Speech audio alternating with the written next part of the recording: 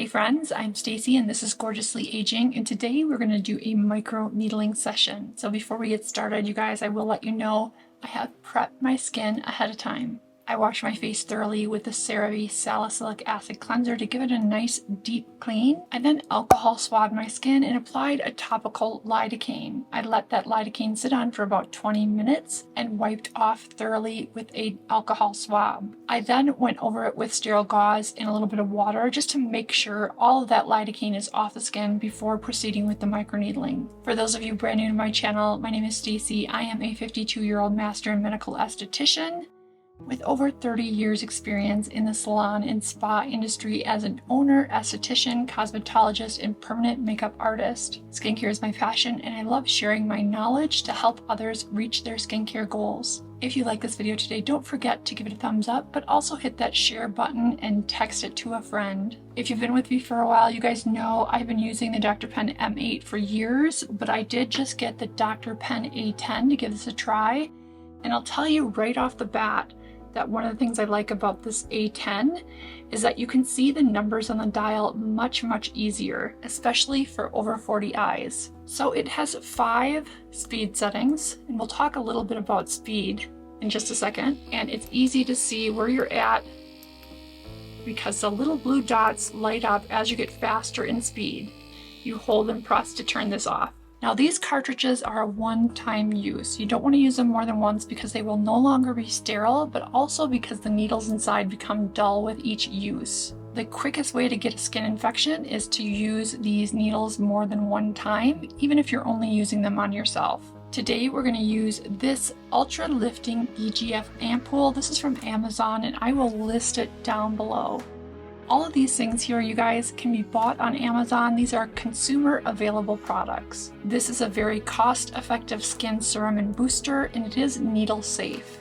Now, for those of you new to microneedling, you can't microneedling just any skin serum or any skin product. It has to be something that is needling safe for the skin. So I like to apply my serum to a cotton pad or a sterile gauze pad. You can just drip it on the face, but I find that to be really messy. So I'm going to go ahead and just apply some to this pad. Now, as far as speeds are really dependent on comfort. Typically, the faster the speed, the better the tool glides. And if you look at the Dr. Pen website and some of their videos, they'll also say it's really personal preference and comfort. But as a general rule, the faster the speed, the better it glides. You don't want to snag the skin or tear the skin. And sometimes when the needles are moving too slowly, you risk a snag. Shallower depths are just fine, done more frequently. That's more cosmetic grade microneedling. And deeper depths are going to build collagen a little faster. Medium depths are great, not too deep, not too shallow.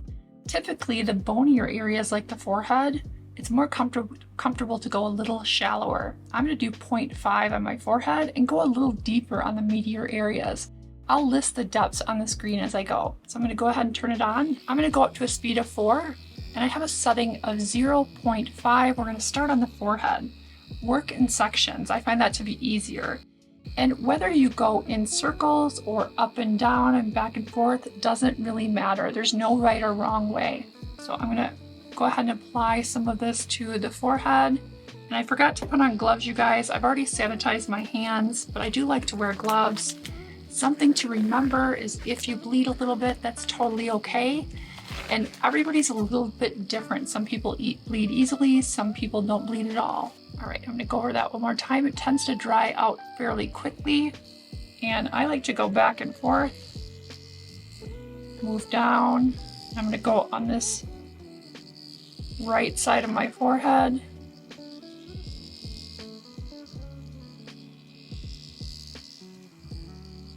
The faster speed does help this to glide a little bit better. So if you're taking aspirin or fish oils, you might find that you bleed a little bit more than people who don't. You can go back and forth a couple of times. That's really personal preference. If you're just getting started, you may only want to do that once. I really want to get this really thoroughly today. So I'm going to go back and forth and up and down. Now the redness called erythema is normal. And again, a little pinpoint bleeding is normal. Now don't be afraid to go over the eyebrows. The needling stimulates collagen, but it also can stimulate hair growth. So you don't need to press hard, just gentle pressure and let the needles do the work. I'm going to saturate my gauze pad a little bit more here. Now EGF stands for epidermal growth factors. This is going to help really improve the skin texture, tone, boost collagen, and have the skin behave a little bit more like it was younger. Okay, we're going to go over this half here. The redness gives you a little bit of a roadmap so you know where you started.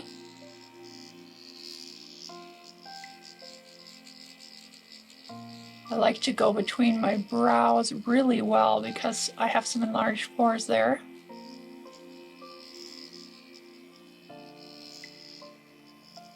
And if it starts to dry out, make sure you add more solution, more of your EGF serum or whatever you're using.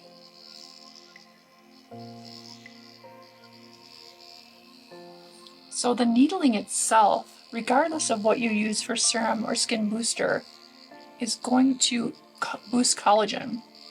And when done monthly or in regular intervals, you really will notice the difference. I usually try to shoot for monthly, and if I do it shallow, I can do it every couple of weeks. If I go deeper, monthly is enough.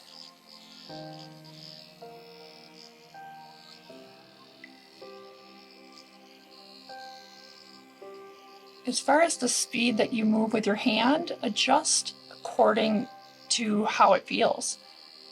If you get going too fast, sometimes it can be uncomfortable, so just slow things down. You want a good result, so you don't want to rush through it too much.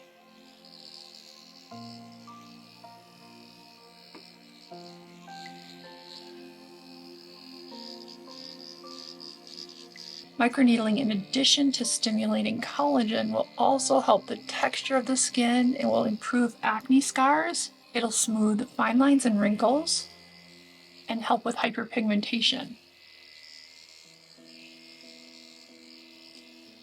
I want to go over the center here a little bit more.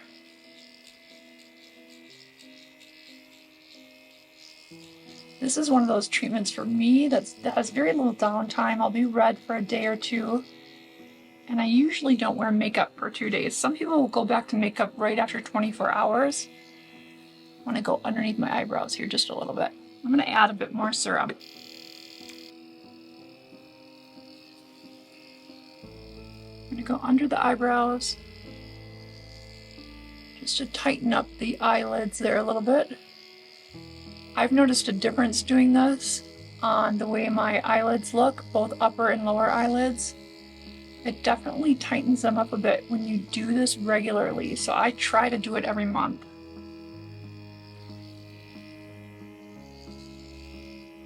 I know it's hard to find time to do it when you consider your skin might be a little dry and red for a day or two.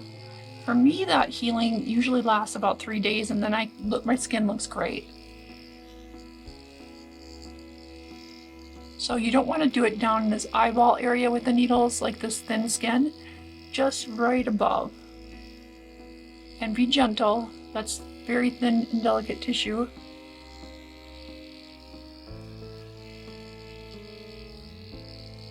Alright, I'm going to go under this eye. Now I did a mesotherapy treatment not long ago. If you want to hear more about that, you can go to gorgeouslyaging.com. or rumble.com, just search Gorgeously Aging for more specifics on advanced facial rejuvenation. So I definitely want to go a little deeper. Right now I'm at 0.5. I want to go to 0.75. And just under the eye, I'm not pressing, I'm just letting the needles do the work, and you can stamp rather than drag, which I find works better right under the eye. And this will help build much needed collagen in that delicate under eye area where we tend to get kind of crepiness and wrinkling as we age. And then also these crow's feet are a good place to make sure you're thorough with the treatment. I'm actually going to go a little bit deeper. I'm going to go 1.0 depth here. I really want to build collagen under the eyes. Now it's not very uncomfortable at all. There's some vibration and a tiny bit of poking feeling. I generally leave my lidocaine on for 20 minutes, but some people like to leave it on for 30 or 40. Just depends on your preference and your threshold for discomfort. Microneedling is a very safe treatment to do at home, provided you do it correctly. And if you're not confident with your ability, definitely check into med spa treatments.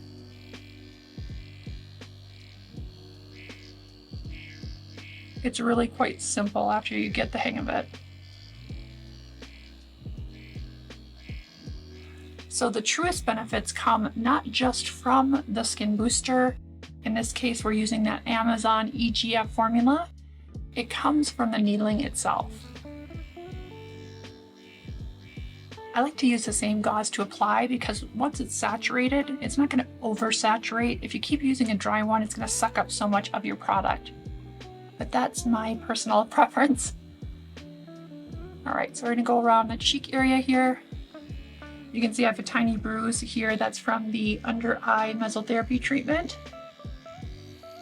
I like to do those pretty regularly. It depends, the first 3 months I do them in a series, and then I do usually quarterly thereafter. So here I'm just going along the cheek, trying not to go too fast. Again, I like to go in straight lines instead of circles, so I go horizontally and then I like to go vertically, just to make sure I'm getting everything.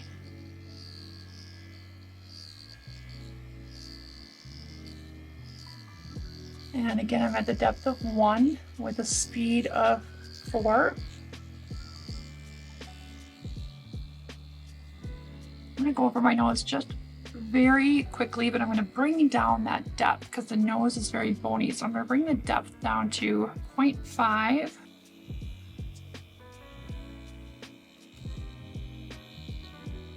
And I do see improvement on the pores when I do microneedling. So that is another great benefit, to refine the pores. So just remember, the bonier areas go more shallow, the meatier areas of your face go more deep. If you're looking to improve scars, you can go closer to 1.5 to 2.0, but you can work up to that. That's definitely much deeper.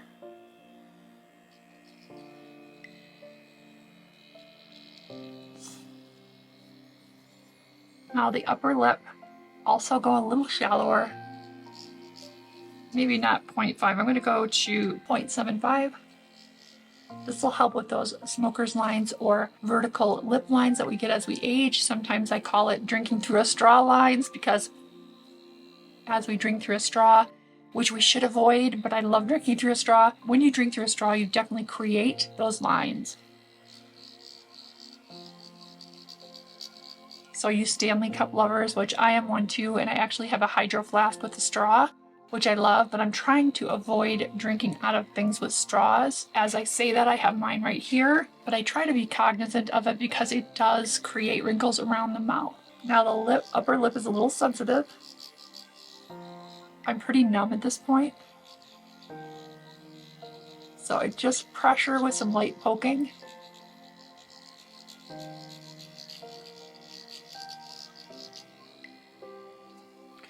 Go over here and I'm going to up the depth. Again, those meatier areas can take a little bit more depth. I'm going to go up to 1.75.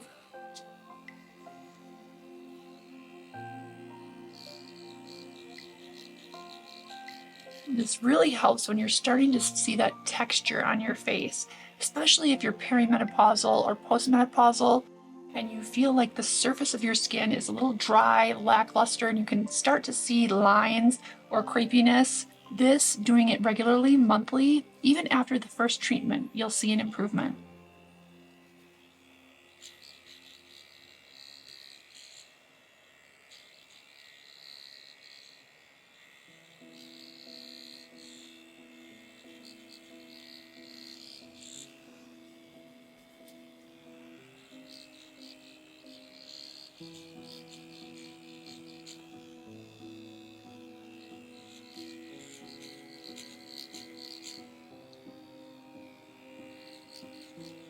If you have enlarged pores on your chin, definitely focus on that area a little bit.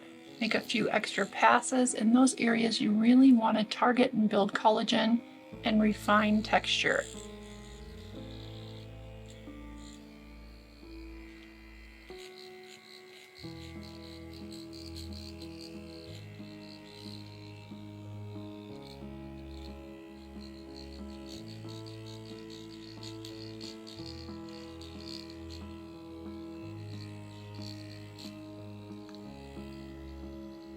I like to drag it down the nasolabial fold.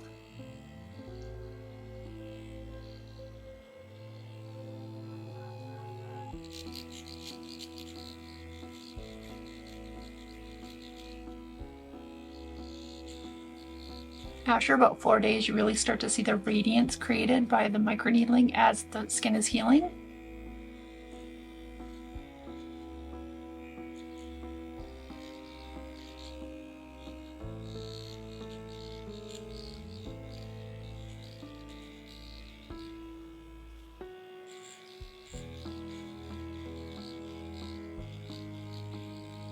I'm going to add more serum here.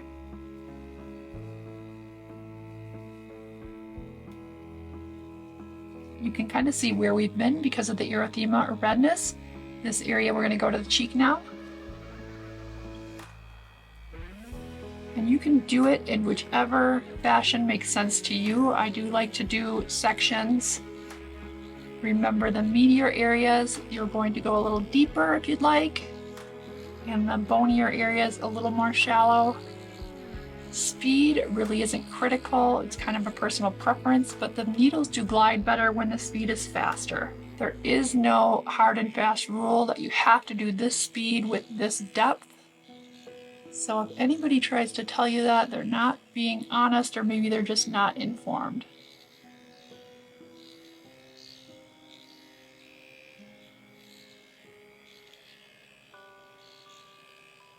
If you feel like it's dragging, make sure you slow down and increase the speed of those needles.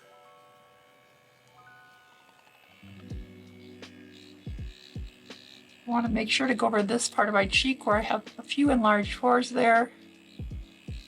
I think the T-zone is a good area to give some extra attention to.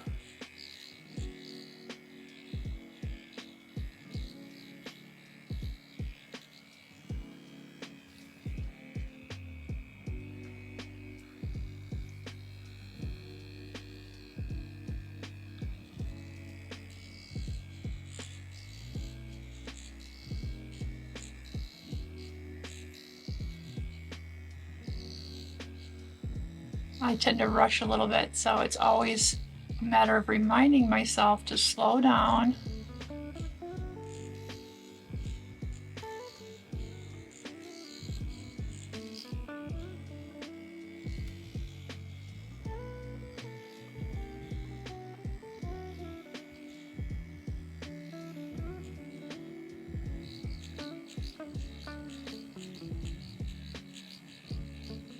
And you can use a combination of circular motions and horizontal and vertical.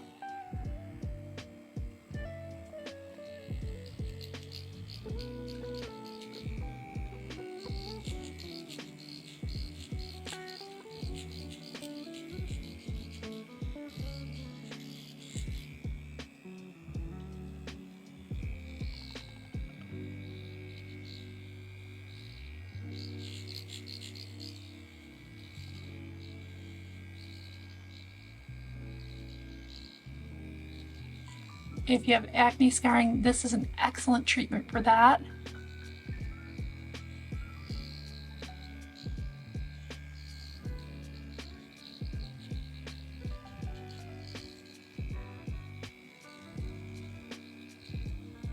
I'm going to do some circular motions on my chin.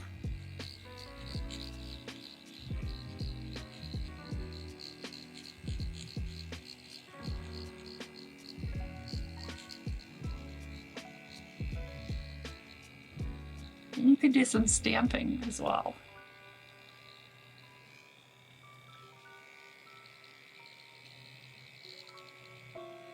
If you drink alcohol, you may notice more bleeding.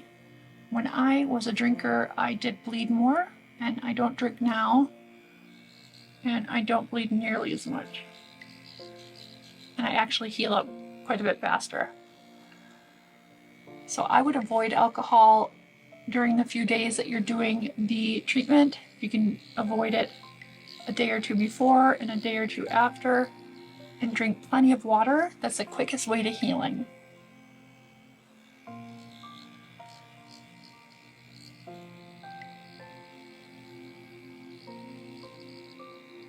I'm going to take some more serum and just go over everything. We really want that serum and that good skin booster to penetrate those little microchannels. They heal up quite quickly. And if you'd like to know some of my favorite microneedling combinations, head over to gorgeouslyaging.com/microneedling. Now off camera, I'm going to go down my neck, but I don't want to bore you guys with too much of that buzzing microneedling.